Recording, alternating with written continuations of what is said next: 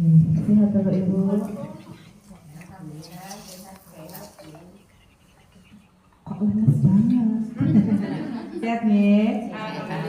Sebelum kita mulai kegiatannya kita berdoa dulu. Semoga kegiatan kita lancar dari awal sampai akhir, sampai Bapak Ibu sekalian kembali ke rumah masing-masing dalam keadaan sehat walafiat, tidak kurang suatu apapun.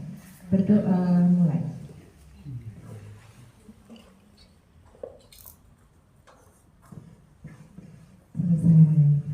Untuk hari ini nanti ada petugas laboran ya, karena pemeriksaan rutin 6 bulanan. Terus nanti ada penyuluhan dari Bu Dokter, monggo nanti bisa disimak penyuluhannya seputar apa, jenengan bisa tanya jawab. Di sela-sela nanti penyuluhan, jenengan bisa pemeriksaan laboran. Tapi satu-satu ya, tertib. Satu keluar, selesai nanti masuk lagi, satu keluar masuk lagi. Jadi ben rampung kabeh, ning hasilnya maksimal semua. Gitu nggih. Enak jenengan di luar semua, sing jero ora enek juga nggak bisa karena saya tetap butuh dokumentasi. Ngoten?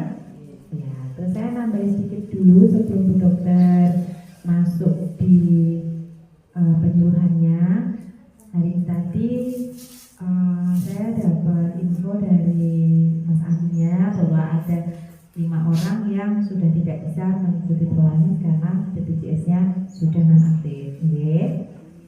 Ya, siapa saja yang betul aktif sih BPJS Maret 2. Terus Maret 2. Maret semua. ada lagi. Sebagian dari Iya, tadi info yang saya terima sudah ada beberapa itu gini. Memang kalau prolanis itu wajibnya wajib punya BPJS dan itu statusnya harus aktif. Kalau tidak aktif tidak bisa mengikuti prolanis dan juga tidak bisa mendapatkan obat yang 30 hari hanya obatnya. Nanti bisanya cuma periksa biasa, obatnya hanya untuk 3 atau 6 hari. Jadi kalau 3 hari ya berarti nanti setiap 3 hari jangan datang ke puskesmas. Kalau 7 hari ya berarti selama 6 atau 7 hari berikutnya jangan datang ke puskesmas lagi. Status jaringan bukan status prolanis. Nah, tadi caranya aktif bagaimana? Ada 2 cara. Yang pertama, jenengan mendaftar BPJS Mandiri. Yang kelas 3 itu 35.000, yang kelas 2 100.000, yang kelas 1 150.000 per orang. Nah, tinggal dalam satu kakak itu jenengan ada berapa orang? Yang tidak aktif berapa orang? Nah, itu. Nih, jadi dikalikan yang tidak aktif di dalam satu kakak. Nah, kalau yang mandiri ini tadi itu bisa langsung aktif di hari ini juga atau yang nunggu 14 hari. Kalau yang aktif di hari ini juga berarti nanti jenengan langsung bayar, langsung aktif bisa digunakan. Kalau yang nunggu 14 hari berarti nanti 14 hari berikutnya baru bisa digunakan. Itu yang pertama. Yang kedua, jenengan bisa pengaktifan mobil JKN lewat desa. Seperti biasa, pengajuan lagi dari RT, RW, desa, kecamatan, baru nanti masuk dinas sosial. Tapi itu aktifnya juga nanti lama, jenengan dapatnya lama karena nopo dari aplikasinya desa akan masuk ke aplikasi kecamatan dan dinsos. Dari dinsos nanti baru dievaluasi. Oh ini benar nggak orang nggak mampu. Nanti akan dibutuhkan foto rumah depan belakang, samping kanan samping kiri sama posisi dalam rumah, posisi keramik lantai kayak gitu. Nanti seperti apa? Baru nanti akan dimunculkan surat SK baru untuk penerbitan BPJS dari pemerintah. Tapi kalau jenengan memang tidak nantinya tidak bisa mendapatkan dari pemerintah, ya tidak akan muncul tentunya yang dari pemerintah. Dan itu prosesnya lama, tidak 1-2 hari seminggu akan aktif boten. Itu hitungannya bulanan dan tahunan. Kenapa? Pertama, lihat dari keuangannya pemerintah. Lah duitnya pemerintah isih boten sampai akhir tahun. Kalau duitnya ijik ya bisa, tapi nak uangnya sudah habis ya nggak bisa nunggu di anggaran selanjutnya. Yang kedua, kuotanya masih nopo boten. Kalau uangnya ada, kuotanya nggak ada, tidak bisa. Kuotanya ada, uangnya nggak ada, juga nggak bisa. Jadi antara kuota dan uangnya negara harus ada. Ngaten nggih? Jadi untuk BPJS pemerintah itu prosesnya lama. Kalau jenengan ngersak nih ben untuk pelayanan BPJS ya berarti jenengan daftar BPJS Mandiri sing bayar sensasi sambil jenengan berproses pengajuan ke desa. Sewaktu-waktu yang dari pemerintah itu aktif, panjenengan nanti akan dinonaktifkan yang dari mandirinya. Secara otomatis jenengan tidak akan dapat tagihan lagi. Paham? Atau ada yang mau ditanyakan dulu sebelum Bu Dokter memberikan penyuluhan? Sampun? Nggih. Nah, jadi pangapunten untuk hari ini yang BPJS-nya tidak aktif, pertama tidak bisa mengikuti pengambilan darah, jadi tidak bisa diambil darahnya dan juga tidak bisa dilakukan pemeriksaan darah. Yang kedua, tidak bisa ikut kolanis. Bisanya nanti jenengan cuma ngambil obat ke puskesmas, itu pun obatnya tidak untuk 30 hari, tapi untuk seminggu. Kalau nggak seminggu cuma untuk 3 hari.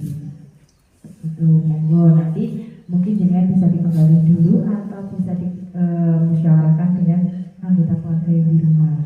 BPJS ku aktif, gitu. Apa jenengan mau daftar mandiri yang setiap bulannya bayar 35.000 atau jenengan nunggu yang dari pemerintah. Tapi kalau nunggu yang dari pemerintah itu tadi tidak bisa menjamin dalam hitungan bulan ataupun hitungan tahun jenengan akan dapat kartu itu. Maka itu ada yang bertanya lagi? Tidak ada. Untuk obat yang ini nanti NPE dari ke-10 Pak. Untuk pemeriksaannya yang hari ini.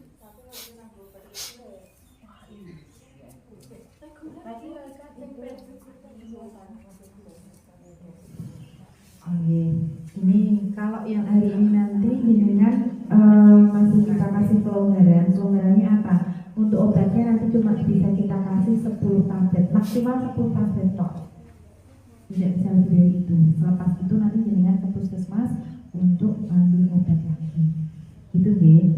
Karena di pangapunten BPJS itu entah jenengan itu makainya setiap bulan untuk kontrol, untuk periksa, untuk melakukan apapun, biarpun itu jenengan gunakan pensasi, tapi kalau di SK-nya jenengan sudah tertulis 31 Agustus 2026, pun ada tulisannya sampai dengan 30 Agustus 2026, game tanggal 1 September sudah nggak aktif. Karena namun yang dibacaan itu tadi tulisannya sampai berapa? Nah, tulisannya gampangannya tulisannya oh kok iki tulisannya sampai 30 September ya, berarti nanti setelah 30 September jenengan sudah tidak bisa. Kecuali ternyata ada data pendukungnya, terus di situ ternyata kok ada pembaruan otomatis, perpanjangan otomatis dari SK, ya berarti tetap akan berlanjut, nanti akan ada SK baru yang menyusul. Jenengan tidak akan menerima SK-nya itu karena SK-nya masuknya ke dinas sosial. Nah, gitu. Paham? Makanya tidak bertanya seputar BPJS yang non aktif, tidak bertanya. Tapi ginekolog itu masih bisa diperpanjang lagi apa enggak, Dok? Nah, bisa tidaknya saya tidak bisa ngatur Bu, karena itu nanti tergantung pengajuan jenengan. Yang diajukan ke desa nanti itu di pertama terus kenteng itu jadi kuatannya pora. Dan makanya kuota 20 terisi 20, ini pun berarti habis. Kalau kuota 20 terisi 15 berarti masih bisa 15, bisa 45. Selain ada kuotanya seperti tadi yang saya atur, harus ada dananya. Kuota nenek tapi dananya nggak ada juga nggak bisa. Tetap nunggu anggaran selanjutnya.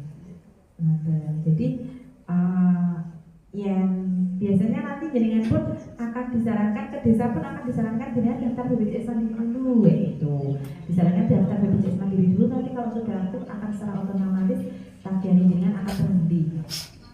Biasanya. Ada pertanyaan lagi?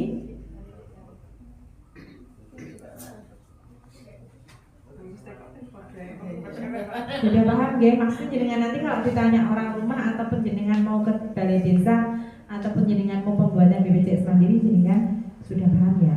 Kalau mau pendaftaran BPJS Mandiri, syaratnya kakaknya asli ya, kakak asli, KTP asli, buku rekeningnya ada. Kalau nggak ada buku rekening harus ada ATM-nya. Kalau buku rekening tidak harus nama yang bersangkutan, monggo mau punya putrane, mau punya cucunya, atau mau punya menantunya, atau punya saudara, monggo terserah. Kalau buku rekening, tapi kalau kakak harus kakak yang bersangkutan. Itu ya. Nah nanti untuk pendaftarannya pertama jenengan bisa lewat Pandawa, nomor Pandawa yang 08118165165. Yang kedua, jenengan bisa mengikuti kegiatan viola kita yang ada di Puskesmas. Itu yang ketemu langsung dengan petugas BPJS yang dari Surakarta ataupun yang dari Wonogiri. Jenengan cukup membawa identitasnya tadi, nanti akan diproseskan dari sana. Kalau yang dari Pandawa, nanti jenengan lewatnya WA Pandawa masuk ke link, kayak gitu. Jenengan bisa melakukan pendaftaran dimanapun, di rumah sambil nonton TV, sambil tengok-tengok, sambil jagungan dan sebagainya bisa. Tapi kalau viola ataupun kegiatan Zoom ataupun online untuk ketemu dengan petugas BPJS berarti harus ke Puskesmas. Nanti akan saya dampingi. Kalau tidak bisa pendaftaran sendiri lewat rumah, lewat Pandawa, nanti bisa datang ke Puskesmas, ketemu sama saya, nanti bisa saya pandu. Tapi dengan syarat yang bersangkutan yang mau daftar harus hadir karena dibutuhkan foto. Paham ya? Ya. Jadi nanti kalau ke Puskesmas jangan bawa fotokopian. Banyak kejadian datang ke Puskesmas hanya fotokopian, saya tidak bisa membantu untuk Asli semua. Asli semua, iya asli semua. Asli semua, jangan fotokopian. Maka buku rekening pun juga asli. Kalau tidak ada buku rekening tadi ATM. Oke, ya, dan itu pun tidak harus yang sama yang bersangkutan. Buku rekening. Iya kan? Tadi kan saya bilangnya tidak harus yang bersangkutan, tidak harus namanya panjenengan. Jenengan bisa pinjam punyanya mantune jenengan, bisa pinjam punyanya putrane jenengan, bisa pinjam punyanya cucune jenengan, bisa pinjam punyanya saudara, asal yang dipinjami boleh. Itu. Kalau jenengan mau punya rekening jenengan sendiri, ya berarti jenengan buat buku rekening sendiri. Assalamualaikum warahmatullahi wabarakatuh. Sebelumnya perkenalkan saya Dr. Tiara dari Puskesmas Suwantoro. Mungkin ini pertemuan kita yang kedua ya. Sebelumnya kemarin sempat ketemu bahas tentang masalah penyimpanan obat. Masih ingat nggak? Oke. Nah di sini saya akan memaparkan terkait pemeriksaan rutin Prolanis itu seperti apa saja pemeriksaan yang akan dilakukan, dan juga saya akan membahas terkait penyakit hipertensi. Nah itu mungkin banyak dari bapak-bapak, ibu-ibu sekalian yang mengalami keluhan tersebut. Nah, jadi di sini sebenarnya apa sih tujuan dari penyuluhan ini? Jadi tujuan dari penyuluhan ini yaitu untuk bapak-bapak, ibu-ibu sekalian memahami bahwasanya pentingnya kita untuk melakukan kontrol rutin, di mana tujuannya untuk mencegah agar tidak terjadi komplikasi atau agar tidak terjadi penyakit-penyakit yang tidak diinginkan. Nah, dan juga untuk meningkatkan kepatuhan obat, karena mungkin di sini masih banyak yang tidak rutin mengkonsumsi obat, gitu. Makanya sangat penting dilakukan penyuluhan ini seperti itu. Nah, jadi apa sih Prolanis itu? Jadi Prolanis ini dia itu program dari pemerintah atau dari BPJS yang berfungsi untuk pada pasien penyakit-penyakit kronis, contohnya seperti penyakit diabetes atau penyakit hipertensi. Nah, dan juga tujuan dari Prolanis ini yaitu untuk memberikan edukasi kepada bapak-bapak ibu sekalian, memberikan pemantauan, dan juga untuk pemeriksaan secara berkala. Nah, dan siapa saja sih peserta dari Prolanis itu sendiri? Yaitu bapak-bapak ibu sekalian, seperti bapak ibu yang menderita penyakit hipertensi, diabetes, dan juga dan yang paling penting itu pertama harus aktif BPJS-nya. Nah, sebenarnya mungkin bapak ibu sekalian bertanya-tanya, kenapa sih kita harus kontrol penyakit sebenarnya hipertensi dan juga diabetes mellitus itu dia itu sering tanpa gejala. Jadi kadang kita nggak ada gejalanya, tiba-tiba kita udah sakit. Nah kadang kita kan ke dokter baru saat kita sakit kan. Nah jadi makanya penyakit ini tuh sering sekali terjadi tanpa adanya gejala. Nah makanya kenapa harus kita kontrol, karena agar mencegah komplikasi atau mencegah penyakit-penyakit yang tidak diinginkan itu terjadi. Nah jadi ini mungkin Bapak Ibu sekalian ada yang bertanya-tanya apa sih hipertensi itu atau apa itu darah tinggi. Nah jadi darah tinggi itu dimana tekanan darah kita itu tinggi yang berlangsung terus menerus. Nah dimana kalau misalnya tekanan darah tinggi ini dia itu akan merusak pembuluh darah secara berkala. Nah sedangkan untuk diabetes itu dimana kadar gula darah tinggi akibat adanya gangguan pada insulin. Jadi di situ ada gangguan pada insulin di sistem darah kita, makanya gula darah kita itu naik. Nah dimana kalau misalnya gula darah kita naik itu dapat merusak banyak organ bila tidak dilakukan kontrol. Nah di sini ada beberapa faktor risiko atau penyebab terjadinya diabetes atau kencing manis atau penyebab terjadi darah tinggi. Nah pertama itu bisa disebabkan karena faktor usia. Jadi karena usia yang sudah usia lanjut, nah itu dapat menyebabkan penyakit tersebut. Misalnya juga karena obesitas atau karena berat badan yang berlebih. Nah itu dapat menyebabkan keluhan-keluhan tersebut. Nah misalnya juga karena kurang aktivitas, misalnya kurang berolahraga. Nah itu dapat menyebabkan, itu adalah salah satu faktor risiko. Bisa juga karena riwayat merokok dan juga faktor dari riwayat keluarga. Jadi mungkin karena misal orang tuanya sebelumnya mengalami keluhan tersebut, jadi kita bisa terkena penyakit tersebut. Nah, jadi sebenarnya untuk gejala dari darah tinggi atau hipertensi ini, dia itu sering tanpa gejala. Jadi kadang kita nggak ada gejala, tiba-tiba kita udah sakit tersebut. Nah, itu seringkali seperti itu. Nah, gejala-gejalanya yang paling sering muncul itu apa? Paling sering itu sakit kepala. Jadi kita kan kadang kalau misalnya darah tinggi itu pasti keluhannya apa? Paling sering sakit kepala, pegel-pegel, pusing. Nah nanti pas ditensi, wah tekanan darahnya tinggi 170/90. Nah itu sering-sering terjadi. Nah oleh karena itu makanya obatnya itu harus selalu rutin diminum. Tujuannya biar apa? Biar tekanan darah kita itu tetap stabil, tidak tinggi. Karena kalau misalnya tinggi itu dia kita pusing, sakit kepala dan pusingnya itu selalu tidak menetap, terus menerus kayak gitu. Nah jadi kalau untuk gejala dari kencing manis atau diabetes, dia itu pertama kita merasa sering haus, kayak haus terus menerus, terus sering buang air kecil, terutama pada malam hari, berat badan turun, dan yang paling sering itu misalnya kita ada luka, nah lukanya tuh nggak sembuh-sembuh. Nah itu salah satu gejala dari kencing manis atau diabetes. Jadi mungkin kalau misalnya bapak-bapak ibu sekalian udah ada keluhan seperti itu, langsung ke fasilitas kesehatan terdekat untuk diberikan penanganan lebih lanjut. Nah, jadi di sini ada komplikasi atau penyakit yang mungkin terjadi kalau misalnya kita tidak kontrol penyakit kita atau misalnya kita tidak minum obat teratur. Nah, yang paling sering itu kalau untuk darah tinggi atau hipertensi itu ada gangguan stroke, ada gangguan serangan jantung, gangguan ginjal, dan juga gangguan penglihatan. Makanya itu saya bilang tadi harus selalu dikontrol karena kita nggak tahu kapan darah tinggi kita naik kayak gitu.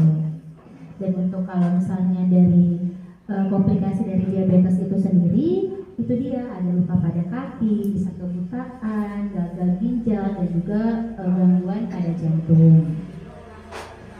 Nah, jadi tujuan dari kontrol bulanan ini apa saja yang akan dilakukan? Pertama akan dilakukan anamnesis, nanti akan ditanya terkait keluhan yang dirasakan seperti apa.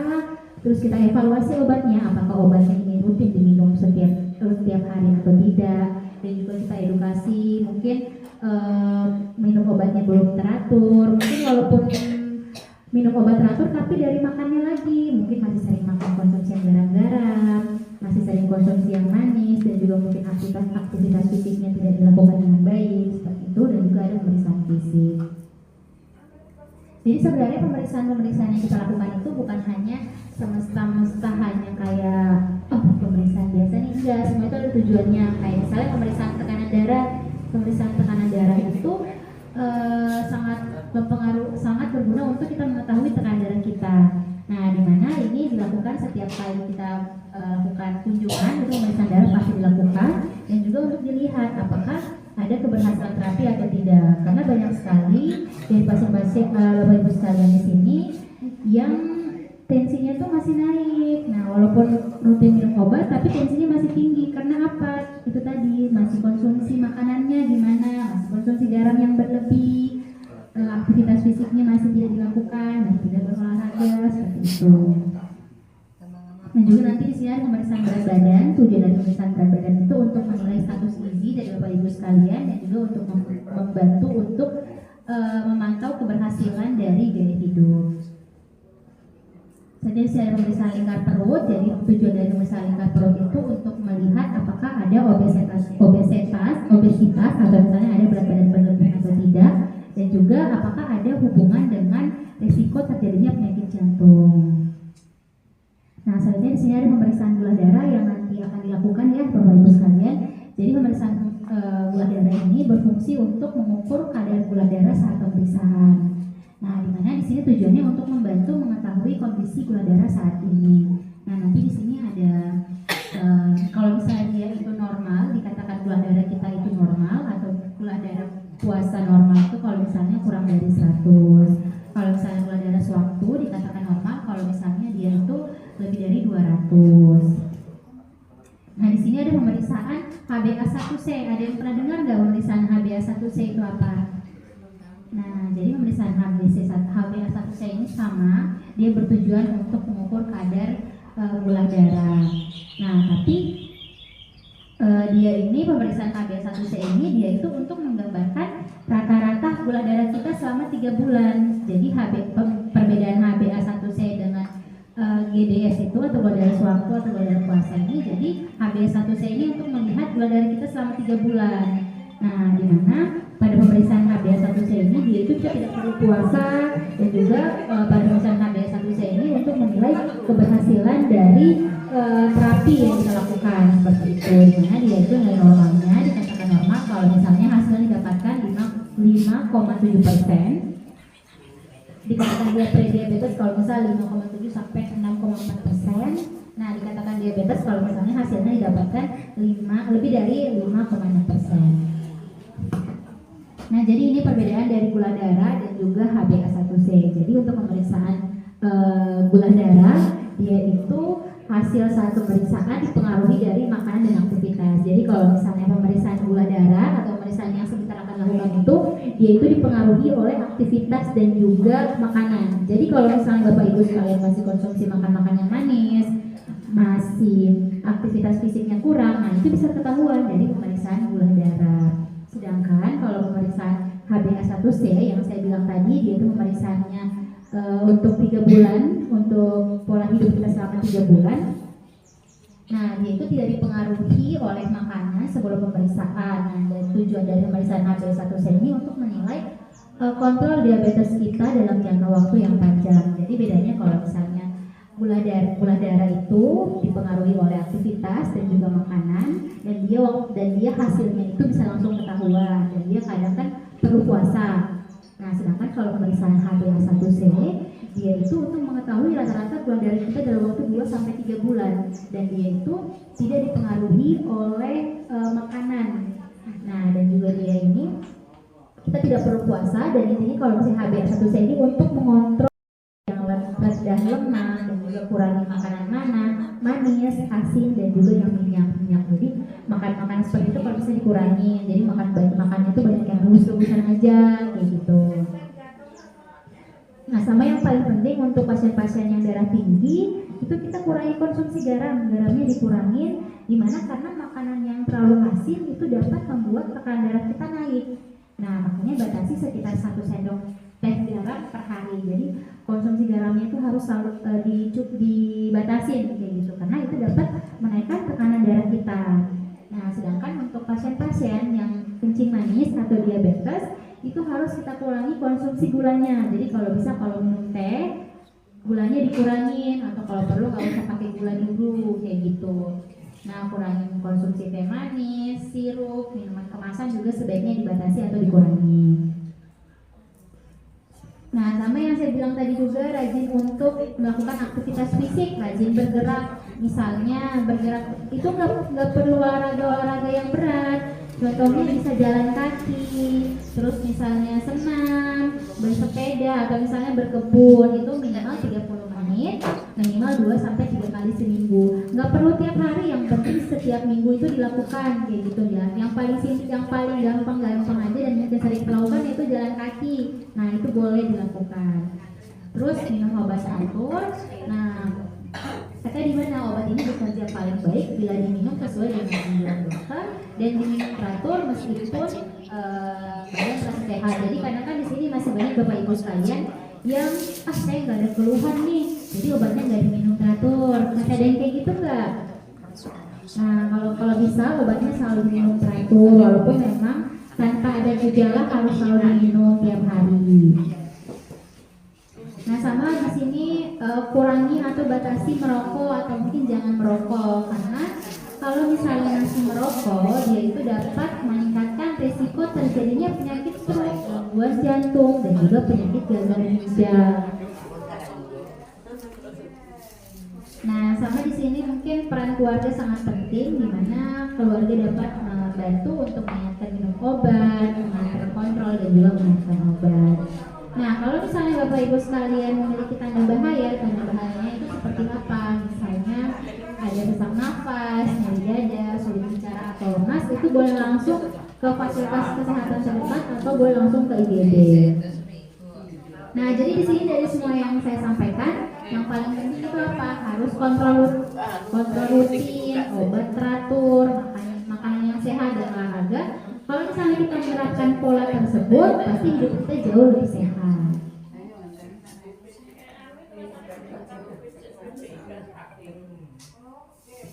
Selanjutnya di sini saya akan memaparkan sedikit terkait dari penyakit hipertensi atau darah tinggi. Nah, jadi apa sih hipertensi itu atau apa sih darah tinggi itu?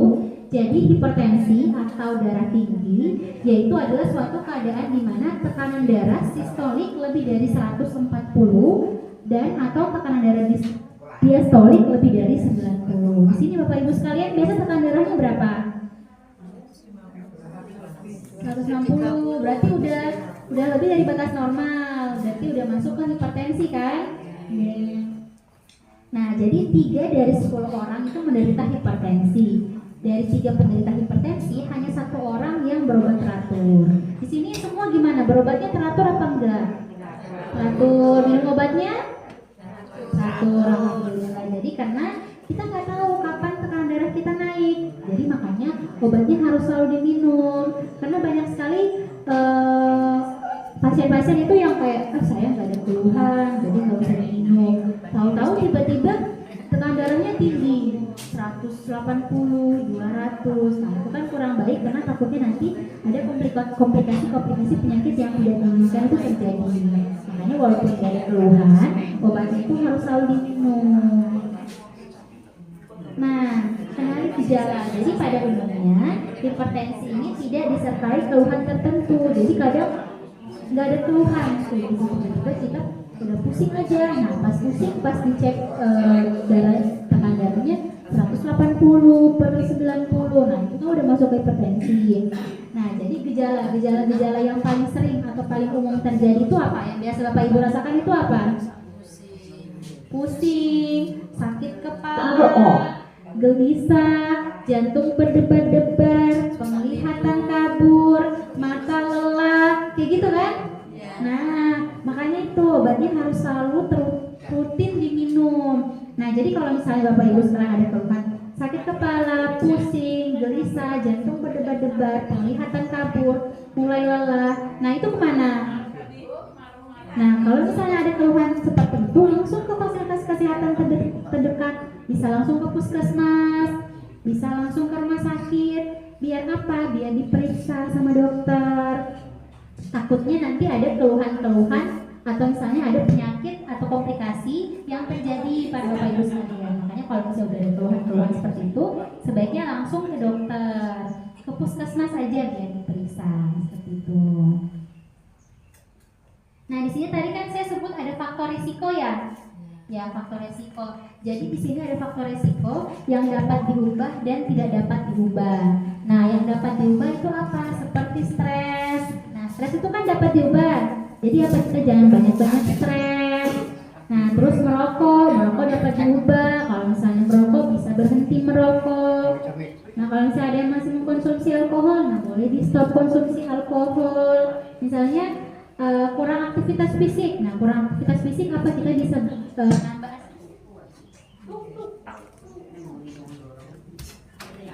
kita bisa tambah aktivitas fisik dengan apa? Dengan bersepeda, olahraga yang ringan-ringan aja, jalan santai. Nah, kalau misalnya berat badan kita berlebih, berarti berat badannya harus dikurangin. Misalnya dengan kurangin berat badan itu dengan apa? Kita olahraga, konsumsi makanan sehat dan bergizi, terus perbanyak makan buah dan sayur, sama konsumsi garam yang berlebih. Itu tadi yang dapat diubah. Tapi yang tidak dapat diubah itu apa? Seperti usia tidak dapat diubah, jenis kelamin nggak bisa diubah, sama riwayat keluarga. Jadi kalau misalnya ada keluarganya yang menderita hipertensi atau diabetes itu nggak dapat diubah. Jadi kita hanya bisa mengubah pola hidup kita menjadi lebih sehat. Kayak tadi, stresnya dikontrol, jangan banyak stres. Karena kadang kan kalau stres itu pasti tekanan darahnya naik kan? Ya pasti. Atau enggak kalau misalnya begadang nggak tidur, besok pusing, badan pegel-pegel, iya enggak? Nah, pas diperiksa tensinya naik kayak gitu. Makanya kalau bisa semua diubah, jangan stres, berhenti merokok, konsumsi alkohol, aktivitas fisik diperbanyak, olahraganya, makan makanan yang sehat, konsumsi buah, sayur, hindari makan berlemak, gula dikurangin, garam dikurangin, seperti itu. Nah, jadi Bapak Ibu sekalian harus tahu bahwasannya pengobatan dari hipertensi ini dia itu memang pengobatan jangka panjang. Memang ini pengobatannya cukup lama dan mungkin pengobatannya itu bisa seumur hidup. Nah, jadi harus konsumsi obatnya secara teratur meskipun memang tidak ada gejala yang dirasakan. Jadi memang pengobatan dari hipertensi ini memang jangka panjang, mungkin melelahkan, kayak tiap hari harus minum obat kayak gitu ya. Ya, tapi nggak apa-apa, yang penting obatnya harus selalu rutin diminum, harus rajin-rajin kontrol. Nah, seperti yang saya bilang tadi, komplikasinya kalau misalnya kita tidak terkontrol, misalnya nggak minum obat terkontrol, nggak rutin periksa, ini hipertensi ini dapat menyebabkan beberapa gejala, misalnya kerusakan pada mata, gangguan pada jantung, gangguan saraf, gangguan otak, stroke, dan juga penyakit ginjal. Makanya kan kenapa dari dokter atau dari rumah sakit atau puskesmas itu sangat menyarankan untuk obatnya selalu dikonsumsi tiap hari, obatnya rutin dikonsumsi, rutin kontrol. Karena kenapa? Karena kita tidak ingin terjadi komplikasi yang tidak diinginkan. Kami tidak ingin ada penyakit-penyakit yang lain seperti itu. Nah, selanjutnya kendalikan hipertensi dengan patuh. Nah, P apa itu? P, periksa kesehatan secara rutin dan ikuti anjuran dokter. A, atasi penyakit dengan pengobatan tepat dan juga teratur. T, tetap diet gizi yang seimbang. U, upayakan aktivitas fisik. Dan H, hindari asap rokok, alkohol, dan zat karsigenik lainnya. Nah, dan juga tadi saya bilang penting sekali untuk kita atur pola makan. Nah, hindari gula. Nah, batasi konsumsi gula. Nah, gula itu sebaiknya dikonsumsi 4 sendok makan per hari. Garam juga kita batasi garam. Garam itu kalau bisa kurang dari sendok teh per hari. Kurangi garam saat memasak, dan juga kita batasi makanan olahan dan juga cepat saji. Selanjutnya perbanyak konsumsi protein dan lemak. Nah, selanjutnya protein dan lemak. Nah, batasi konsumsi makanan berlemak. Nah, misalnya makan makanan yang banyak lemaknya, yang digoreng. Nah, kalau bisa itu dihindari, karena kalau misalnya kita makan banyak lemak, itu dia dapat menyebabkan komplikasi-komplikasi penyakit yang tidak kita inginkan, seperti itu. Dan juga perbanyak konsumsi buah dan sayur. Misalnya 5 porsi atau 400 sampai 500 gram per hari. Nah, buahan dan sayuran per hari, misalnya buah-buahannya boleh jeruk, apel, mangga, pisang, atau buah-buah yang lain. Yang penting konsumsi buah dan juga konsumsi sayur. Nah, di sini Bapak-bapak Ibu sekalian ada yang mau bertanya nggak, atau mungkin kurang jelas dari materi yang saya sampaikan tadi? Boleh, ada yang ingin bertanya, dipersilakan. Atau sudah paham semua? Sudah. Tadi apa aja yang harus dihindari? Gula, garam, terus makanan berlemak, asin, kurangi garam, kurangi lemak, sama apa lagi? Aktivitas fisik? Ya, aktivitas fisik seperti apa misalnya? Olahraganya boleh jalan-jalan, berkebun, bersepeda boleh. Sama tadi selain itu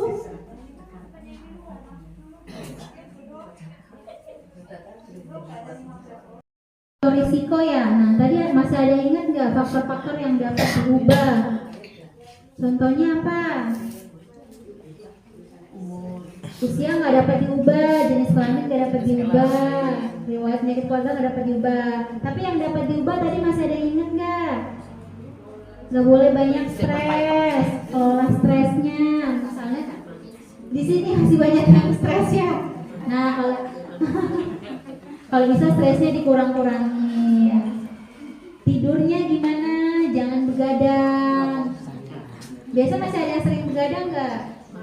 Masih. Ngapain, Mbak? Nonton TV. Nah, kalau bisa kalau bisa jangan begadang, karena nanti kalau misalnya begadang pasti tekanan darahnya naik. Kalau tekanan darahnya naik pasti pusing, sakit kepala, dan pegal-pegal. Nah, kalau bisa dihindari. Terus sama tadi kalau misalnya masih ada yang merokok atau konsumsi alkohol, mungkin bisa dikurangi atau mungkin bisa di stop dulu Bapak-bapak sekalian. Sama kurangnya aktivitas fisik. Kalau misalnya masih ada yang kurang aktivitas fisik, banyak jalan-jalan santai, berkebun. Nah, itu boleh. Yang penting tubuh kita bergerak, jangan cuma di rumah aja. Atau enggak bersih-bersih. Nah, itu kan juga udah bergerak itu. Nah, itu boleh. Sama kalau misalnya makan sayur yang banyak, konsumsi buah, jangan makan garam, boleh konsumsi garam, cuman dikurangin gitu. Atau enggak nanti misalnya ada nih hasil nanti pemeriksaan fisik ini, pemeriksaan tekanan darahnya bagus, normal, terus tiba-tiba langsung makan garam banyak, makan gula banyak. Nah, kalau bisa jangan boleh dikonsumsi, tapi jangan berlebih, karena yang berlebih itu nggak baik. Ada yang mau bertanya nggak? Atau mungkin kurang jelas, boleh ditanyakan. Sudah, alhamdulillah. Jadi udah paham kan tentang apa itu darah tinggi, kencing manis? Udah tahu juga tujuan pemeriksaan kita itu apa? Udah. Nah.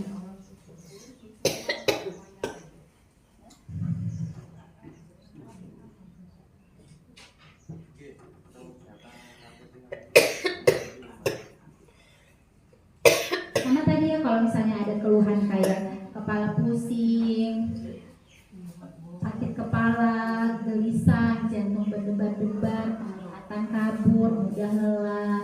Kalau misalnya ada keluhan-keluhan seperti itu, kalau bisa langsung ke dokter, bisa langsung ke puskesmas, biar diperiksa.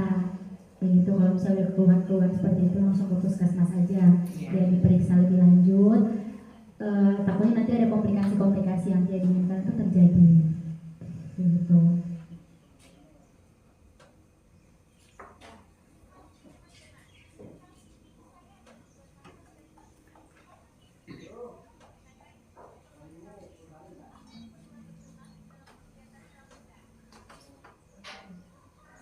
Masih ada yang kurang jelas nggak? Atau mungkin mau bertanya boleh, yang mau bertanya dipersilahkan Bapak Ibu sekalian. Udah paham ya? Kadang pun faktor usia sok lupa. faktor usia, faktor keturunan ini sakit nggih mboten sakit mata darah tinggi. Iya, jadi penyakit darah tinggi dan diabetes mellitus itu atau kencing manis itu bisa dipengaruhi oleh dengan riwayat keluarga bisa. Jadi kalau misalnya orang tua dari ibu mengalami diabetes atau kencing manis atau bisa darah tinggi itu bisa dipengaruhi. Susah tidur gitu. Ya itu sebenarnya kalau susah tidur itu lebih kepada kepribadi masing-masing lagi. Mungkin ada yang dipikirkan. Nah, kalau itu tadi yang saya bilang stresnya dikelola kayak gitu, jangan banyak-banyak stres. Karena nanti kalau misalnya banyak-banyak stres pasti berpengaruh ke tekanan darahnya. Tekanan darahnya pasti tinggi. Kalau tekanan darah iya, itu mempengaruhi tekanan darah. Jadi kalau misalnya nggak bisa tidur, begadang, nah pasti besok-besok pusing, sakit kepala, badan pegel-pegel kan. Nah iya, makanya itu sekarang dikurangin, jangan begadang, banyak aktivitas fisik gitu. Itu membantu untuk biar tekanan darahnya tetap stabil selain minum obat. Itu biar tekanan darahnya stabil, karena walaupun keadaan kita tetap minum obat, tapi kalau misalnya masih konsumsi garam yang berlebih, nggak olahraga, nggak makan teratur, nah itu bisa tidurnya nggak teratur, sering begadang, masih stres, nah itu bisa menyebabkan tekanan darahnya tinggi walaupun kita minum obat darah tinggi. Gitu. Ada obatnya rutin. Iya, makanya kadang kan tetap tinggi. Nah itu dia berarti garam dikurangi. Perbaiki makannya, garam dikurangin. Obatnya lanjut, tapi kok darahnya masih tinggi. Iya, berarti mungkin susah dari itu tidur. susah tidur masih, berarti dari stresnya lagi. Berarti masih stresnya, berarti dikelola stresnya, jangan banyak-banyak kepikiran. Mikir ngomong mikir. Iya gimana? Siang tidur. Oh iya. Nah sama kalau bisa sebenarnya kan karena kita kadang tidur siang ya, jadi malam nggak ngantuk ya. Nah jadi kalau bisa siang nggak usah tidur dulu. Karena kalau misalnya tidur siang nanti malamnya nggak ngantuk, jadinya begadang. Itu mbak. Berarti kalau siang ini aja mbak beraktivitas, tuh, main sama cucu, jalan-jalan.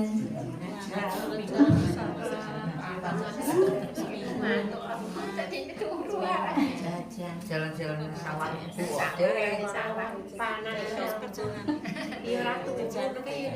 iya soalnya kadang kalau saya tidur siang kan pasti malamnya udah ngantuk lagi kan.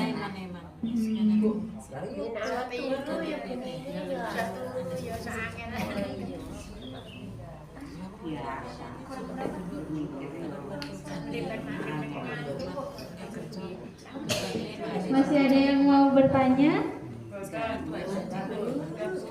Sudah. Nanya yang lain juga boleh. Mau nanya penyakit yang lain?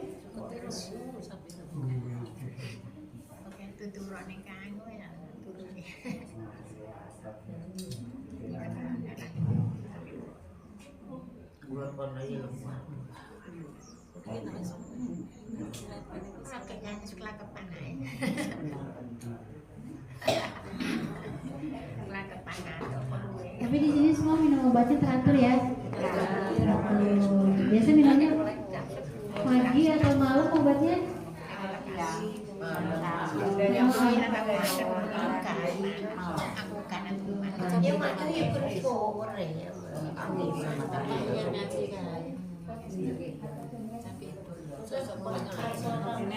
Obat darah tingginya kan diminum biasa berapa kali sehari? Satu kali. Di sini minumnya malam atau pagi? Sore jam berapa? Jam 7.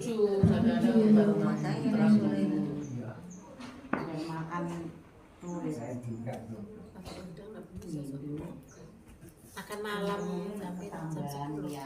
Mungkin ngaruh ya.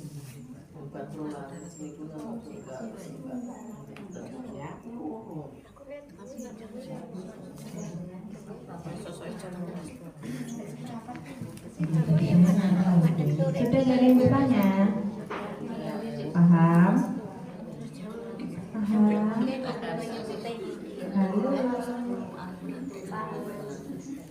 Kalau ke rumah saya kok langsung mau beralun nih kok semangat sekitar 45 itu Bu Dokter semangat kan.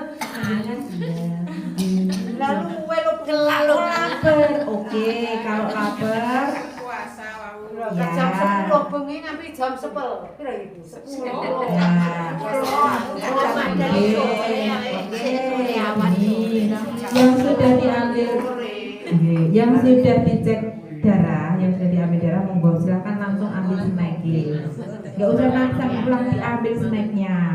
Di Mimi ada air putih sama ada roti, monggo bisa diambil dulu, bisa diminum ya. Nanti nunggu pemeriksaan selanjutnya. Mungkin asik dahar nanti diterima. Gitu. Iya. Kalau pagi sebenarnya boleh minum air putih aja. Kalau memang jenengan orang kuat yo air putih tok. Jangan dibuliane lho nggih. Obat air putih nganggo nasi putih. Ayo podo kan. Lah kemarin Ibu saya kalau boleh yang putih, ya boleh putih tapi air putih saja, bukan nasi putihnya dikasih juga ya. Air putih pun pengen air ngantuk ta Bu. Laketan. Ya, ngantuk banyak faktor itu Bu, kurang tidur atau oksigen ke otak yang berkurang bisa juga, atau kelaparan juga bisa, atau keluhan yang sakit gitu. Ada yang bertanya? Boten? Paham? Insya Allah paham ya. Semoga materi dari Bu Dokter tadi bisa bermanfaat buat Bapak Ibu dan bisa untuk ketok tular nggih. Tadi apa coba? Nggihnya apa coba Bu? Lupa. Faktor cerita 5 kok ya berlupa. Iki piye ya? Apa ya? Iya. Ya, yang penting jangan bosan-bosannya kalau setiap bulan mesti kita akan selalu ngomong tentang seputar diabetes dan DM. Ampun bosan nggih Bu. Ya karena itu tadi jenengan kan sudah mengaku kalau faktor usia 60 plus itu tadi. Namanya 50 plus nggih. Nah, biasanya sekali baru ini menggelar 5 menit empuk mau apa. Ngoten ya kan. Makanya mesti kita ulang terus. Ketemu ngomongnya kuwi meneh, ketemu sing diomongke kuwi meneh. Ampun bosen gitu nggih. Ben apa ya jenengan ben kemutan. Ora kok mungkin ampun mau apa. Gitu. Ngoten ya. Iya, jadi nanti jangan bosan kalau bulan depan kita mesti akan tetap akan ngomong seputar hipertensi dan DM lagi, seputar obat lagi, seputar makan minum panjenengan, seputar keluhan panjenengan gitu. Janji nggak boleh bosen ya. Terus yang jenengan bisa ketok tularkan ke teman-teman yang lain yang punya gula ataupun punya darah tinggi, monggo kalau mau gabung ke tempat kita boleh. Tapi dasarnya apos mendadak. Kalau hari ini pemeriksaan berarti kemarin ke laporan Bu Kadir, nanti Bu Kadir yang akan laporan ke kita untuk kita ambilkan nomor antrian ini. Karena sekarang tidak bisa tekol terus daftar, tidak bisa karena nomor antriannya harus diambilkan dari puskesmas. Tidak bisa mengambilkan di sini. Ada paham nggih? Oke. Itu tadi sedikit isian dari Bu Dokter dan tambahan dari saya. Semoga bermanfaat buat Bapak Ibu sekalian. Konduri nanti dari anak juga selamat sampai di rumah masing-masing dan ketemu dengan anggota keluarga yang lain. Yang sudah diambil darahnya monggo silakan ambil snack, bisa didahar. Yang belum tidak boleh makan minum dulu. Sepakat? Iya. Untuk bulan depan nanti kalau tidak ada perubahan tanggalnya tetap di tanggal 23. Nah ini kan mundur 24 karena kemarin libur. Untungnya ini mboten prei Bu. Nak prei jenengan mundure tanggal 17. Nah, kan hari Fitnas wong besok preine. Gitu. Sekarang kerja besok libur lagi masuk lagi.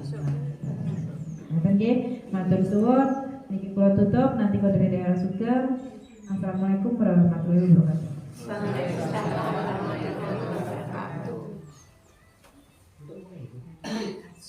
Mulai nyari. Lampun diperiksa dereng. Sampun diperiksa harus diperiksa. Wis disuntik aku. Dari disuntik nek itu kata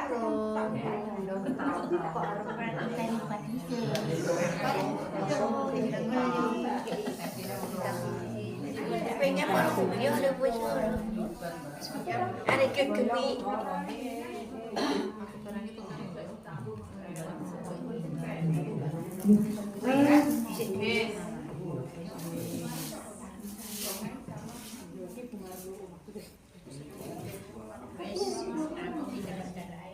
Bumarem Kenteng 32 kalian Bumarem 16 Kenteng, monggo bisa keluar dulu.